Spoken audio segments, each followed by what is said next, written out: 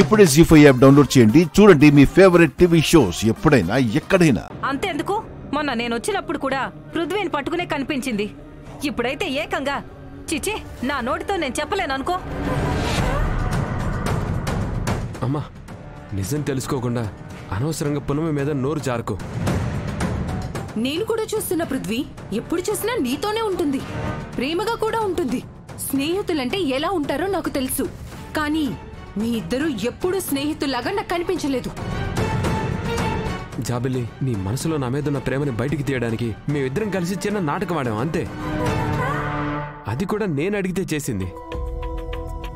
దయచేసి పున్నమిని ఎవరూ తప్పుగా అనుకోకండి. అసలు పున్నమి చాలా మంచి అమ్మాయి.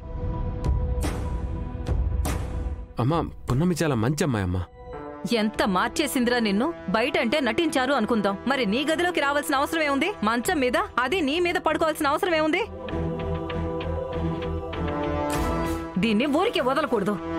నా కొడుకుని నీ వల్ల వేసుకోవడానికి ఎంతకైనా దిగజారేలా ఉన్నావే నిన్ను. అమ్మా, ఏం చేస్తున్నావు అమ్మా? అమ్మో అమ్మో, నా కొడుకుని నా మీద తిరగబడేలా చేస్తావు నువ్వు మాయలాడివే. అమ్మా, ఫస్ట్ నేను చెప్పేది విను. అసలు పున్నమి నా గదిలోకి రాకపోయింటే చచ్చిపోయేవాడిని. ఏం మాట్లాడుతున్నావు పృథ్వీ? అవునమ్మా,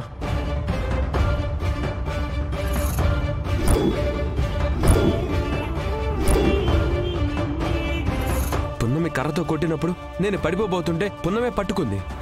అలా స్లిప్ అయ్యి ఇద్దరం మంచం మీద పడ్డాం. అప్పుడే నువ్వు వచ్చావు. కనీసం నేను చెప్పేది వినకుండా పున్నమిని లాక్కొచ్చావు. అందరి ముందు నా మీద పడుతుంది అని చెప్తున్నావు. అయినా అంత ఈజీగా ఒక అమ్మాయి గురించి ఎలా మాట్లాడేస్తావమ్మా?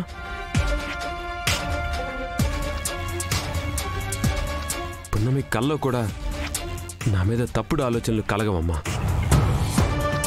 నా మీదే కాదు, పున్నమికి ఎవ్వరి మీద ఇలాంటి తప్పుడు ఆలోచనలు కలగవు. అంత మంచి అమ్మాయి పున్నమి. పున్నమి, మా అమ్మ చేసింది ముమ్మాటికి తప్పే. మా అమ్మ తరపున నేను సారీ అడుగుతున్నాను. మా అమ్మని క్షమించు పున్నమి. తప్పు మీ అమ్మ చేస్తే క్షమాపణలు నువ్వు అడగడమేమిటి పృథ్వీ?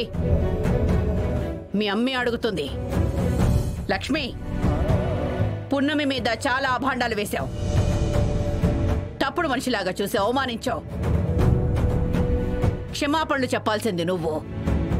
అన్నం పుణ్యం తెలియని పున్నమిని అన్నేసి మాటలు అన్నారు, కానీ క్షమాపణ చెప్పమంటే మాత్రం ఆలోచిస్తున్నాం ఎందుకు లక్ష్మి? మీరు క్షమాపణ చెప్పినంత మాత్రాన నా మనసు కుదుట పడదు. మీరు పెద్దవాళ్ళు, ఒక మాట అన్నా కూడా నేను పడతాను. కానీ ఆ మాట అనే ముందు నిజమేంటో తెలుసుకోకుండా ఎవరి మీద నోరు జారకండి లక్ష్మి గారు. రే పదరా.